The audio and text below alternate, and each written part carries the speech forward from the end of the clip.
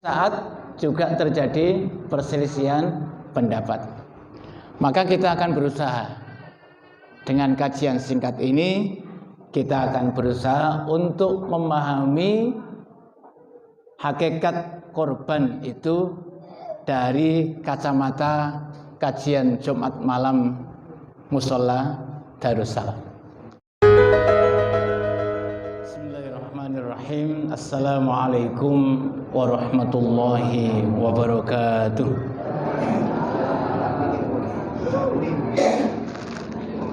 Alhamdulillah, wassalatu wassalamu ala Rasulillah wa ala alihi wa ashabihi wa man ittaba huda, amma ba'd.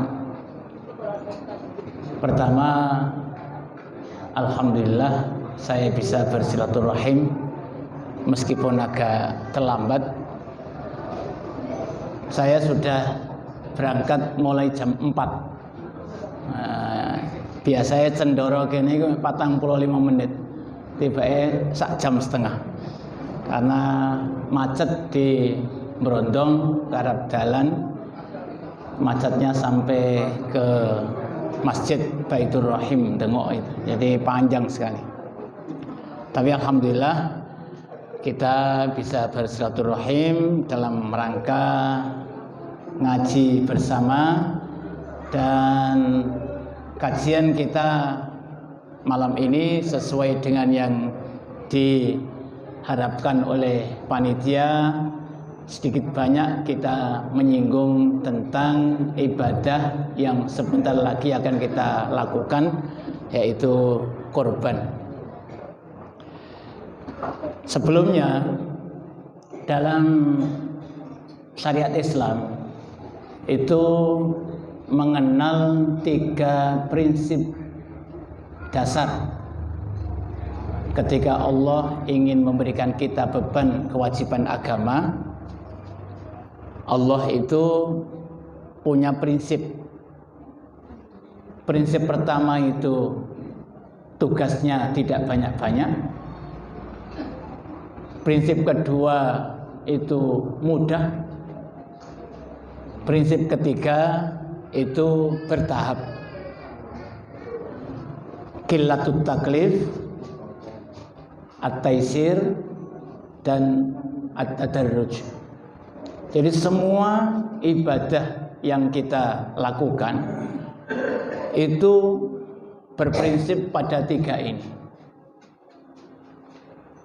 Tidak banyak. Jadi beban yang diberikan oleh Allah kepada kita itu sedikit. Tapi meskipun sedikit, banyak yang merasa berat. Yang kedua, mudah. Sangat mudah sekali. At-taisir, adamul haraj. Tapi kita sendiri banyak yang mempersulit diri dalam melaksanakan ibadah dan memberatkan diri kita sendiri. Yang ketiga adalah tadarruj. Setiap ada kebiasaan yang itu berat menjadi darah dagingnya sebuah bangsa, tempat, dan ingin dihilangkan, atau kemudian ibadahnya sangat berat sekali, maka dilakukan secara bertahap. Nah, prinsip 3 ini nanti akan kita lihat, kita bawa pada pembahasan tentang kurban.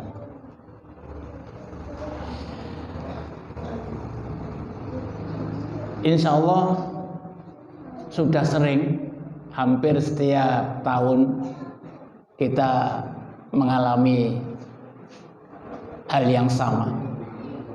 Ben poso ya kajian poso, ben riyaya ya kajian riyaya, setiap korban juga kajian korban. Tapi permasalahan tidak pernah selesai, dan setiap saat juga terjadi perselisihan pendapat. Maka kita akan berusaha dengan kajian singkat ini, kita akan berusaha untuk memahami hakikat korban itu dari kacamata kajian Jumat malam Mushola Darussalam. Berbeda pendapat tidak apa-apa, tapi mudah-mudahan ini menjadi hal yang baru mungkin bagi kita, meskipun banyak yang tidak sepakat dengan beberapa pendapat yang supaya kita ungkap pada malam hari ini.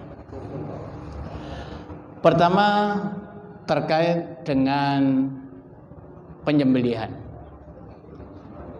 Jadi dalam doa iftitah kita sudah mengatakan inna sholati wa nusuki. Nusuk itu artinya ibadah-ibadah yang ada kaitannya dengan penyembelihan. Maka kenapa haji umroh itu dikatakan manasik haji? Karena ada ibadah penyembelihan yang terkait dengan ibadah umroh dan ibadah haji. Maka akikah itu sebenarnya juga nusuk, korban itu juga nusuk, dan penyembelihan yang lain itu juga namanya nusuk. Ibadah dalam bentuk penyembelihan, tapi semua ibadah yang terkait dengan penyembelihan itu terkait disebut dengan nusuk. Inna sholati wa nusuki wa mahyaya wa mamati lillahi rabbil alamin. Ini yang pertama. Ketika ini kita pahami, maka semangat doa iftitah itulah yang harus kita bawa.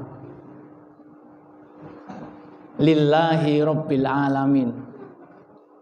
Jadi korban itu bukan untuk akeh-akeh nyembelih tiap musola. Iki sing perlu dipegang. Musola mu piro? Mek siji. Nek kono lho 80. Jadi ibadah kurban itu bukan terkait dengan banyakan sapi atau wedhus sing disembelih di musola Darussalam, tapi terkait dengan hati, ikhlas toga, sesuai apa tidak. Maka harus kita yakin, harus kita ketahui, kalau kemudian ada sebuah lembaga yang bangga menyembelih 80, 100 sapi, sebenarnya harus dipertanyakan amanah atau tidak. Ya. Karena apa? Karena lembaga itu bukan yang berkorban, tapi sebagai wakil orang yang berkorban. Tadi ini musola Darussalam gini, dilek korban nuk Malaysia, nuk Brunei, nuk kono-kono, kumpul 10. Lawang musola jamaah kene ra ono sing korban blas, kita tidak boleh bangga. Mergo kita ini hanya perantara, menjadi perantara orang untuk berkorban di sini. Kudune kita sendiri yang berkorban. Nah itu loh. Jadi mari kita gerakkan syiar korban itu dari semangat dan perjuangan kita sendiri, bukan hanya minta orang lain untuk korban di sini. Nah, itu kemudian modal semangat ini kemudian saya tularkan, saya berikan semangatnya kepada teman-teman guru di pondok modern. Nah, sekarang sudah ada 4 sapi dari internal guru-guru dan keluarga, bukan mengambil atau minta korban ke Malaysia, ke Singapura, ke Brunei, tapi kita gerakkan semangat korban itu dari diri kita, jamaah musola sendiri. Nah, ini yang pertama yang kemudian perlu kita semangatkan. Dari sini itu muncul kemudian kita ini dianjurkan, bahkan diwajibkan untuk memilih lebih pada posisi yang memberi daripada memposisikan diri kita sebagai penerima atau meminta jatah. Nah, Posisikan kita sebagai pemberi, bukan penerima. Kalau semangat ini kemudian kita bangun dan kita ingin menunjukkan bahwa kita mampu berbagi dan ingin berbagi, maka mudah-mudahan tahun ini, mulai malam ini sudah ada semangat untuk syiar korban yang banyak kemudian dibagi, berbagi kepada tetangga-tetangga, mulai muncul nanti. Jadi 1, 2, 3, bukan hanya mengharapkan atau membuat proposal agar orang lain korban di sini, tapi bagaimana kita mensyiarkan korban itu dari diri kita sendiri. Iya. Soalnya ngeten. Orang Kalimantan ya. Iya, Kalimantan. Soalnya ngeten. Nek kita ini menyembelihkan orang lain, berarti kita ini tidak boleh minta jatah atas jasanya penyembelihan. Nah, panitia, kalau kemudian panitia minta jatah lebih karena sebagai panitia, maka itu gak oleh. Nah, ya. Kalau panitia minta jatah lebih karena jasanya sebagai panitia, maka sebenarnya itu tidak boleh. Berat ini, saya mulai di pondok modern berat sekali. Akhirnya ikhlas. Jadi kita ini menyembelihkan orang, bukan nyembelih sendiri. Kalau nyembelih sendiri terserah. Kita makan 1/4, setengahnya atau 1/3-nya terserah. Kita bagikan pada siapa saja terserah. Tapi ketika kita menyembelihkan orang, maka kita ini adalah wakil daripada orang itu. Sama dengan gini, kena opo. Jadi nanti ada banyak lagi permasalahan. Kenapa yang menyembelih itu kok tidak boleh dapat upah dari daging yang disembelih? Jadi saya ini sing mulai gorok-gorok, sing biasa gorok, jangan mengharapkan imbalan dari daging yang disembelih. Kenapa? Daging kurban itu untuk 3. Pertama, dimakan sendiri oleh yang berkorban. Yang kedua, disedekahkan pada fakir miskin. Yang ketiga, dihadiahkan. Tidak boleh dijual, tidak boleh untuk transaksi keuangan. Maka ketika kita ambil kulitnya sebagai upah yang menyembelih, berarti kita sudah menjual. Jadi yang menyembelih berarti sudah menjual barang korbannya. Nah, jadi ya gitu ya. Tidak sama sekali dijadikan untuk alat tukar.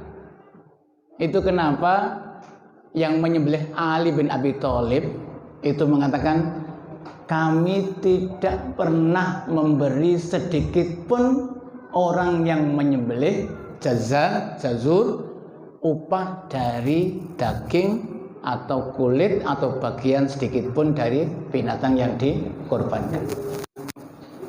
Karena kita ini alane dibayari mek dhuwit ra apa-apa. Yang tidak masuk dalam bagian korban ini. Karena binatang korban itu kalau kemudian dijadikan sebagainya untuk upah, berarti itu sudah keluar dari 3 jalur, 3 bagian yang sudah ditetapkan oleh Nabi. Pertama, dimakan sendiri. Maka yang berkorban sama sekali tidak boleh menjual sedikit pun dari daging yang dikorbankan. Lah nek wis dhewe no wong, misalkan kulite dhewe no wong, bukan atas nama ini mergo panitia dimai kulit, tapi diberikan kepada orang, lah orang itu kemudian dijual, terserah, karena sudah kita hak milikkan kepada orang. Tapi pengorban tidak boleh menjual bagian sedikit pun dari binatang yang dikorbankan. Panitia dodol, kalau panitia dodol kulit, berarti panitia itu wakil yang mengkorbankan, ya berarti yang dodol itu adalah yang berkorban. Diberikan kepada orang, mau diapakan oleh orang itu setelah dihadiahkan, terserah.